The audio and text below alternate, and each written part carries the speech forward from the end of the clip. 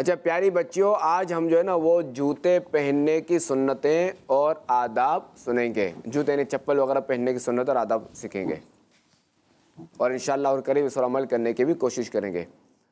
अल्लाह पाक के आखिरी नबी सल्लल्लाहु अलैहि वसल्लम ने इरशाद फरमाया, कोई शख्स जब जूता पहने तो पहले सीधे पाँव में पहने और जब उतारे तो पहले उल्टे पाँव का उतारे। अच्छा प्यारी बच्चियों, हमें चाहिए कि हम जब भी जूता पहने तो पहले सीधे पाँव इसमें डालें और फिर उल्टा पाँव। ठीक है बच्चियों? और जूता उतारते वक्त जो है वो पहले हमें उल्टे पाँव से उतारना है और फिर सीधे पाँव से। सही।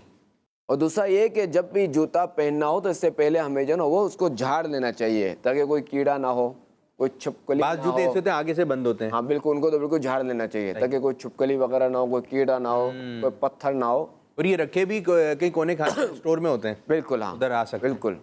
अच्छा दूसरा ये कि इस्तेमाल जो हम जूते करते हैं ना, ये अगर उल्टा पड़ा हो तो उसको सीधा कर देना चाहिए। जैसे उल्टा पड़ा है तो उसको हम सीधा कर दें। अच्छा दूसरा ये कि घर में जहाँ सफाई वगैरह हो गई, साफ़ सफाई हो गई, तो अब वहाँ गंदे जूते पहनकर नहीं जाना चाहिए। ठीक है बच्चियों?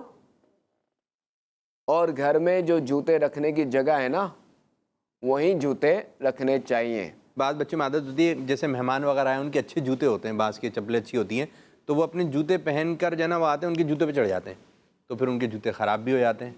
नहीं नहीं, इस तरह नहीं करना चाहिए। नहीं नहीं, किसी के जूतों पर जो वो चढ़ना नहीं चाहिए इस तरह, ठीक। उनके जूते ख़राब हो जाएंगे इस तरह।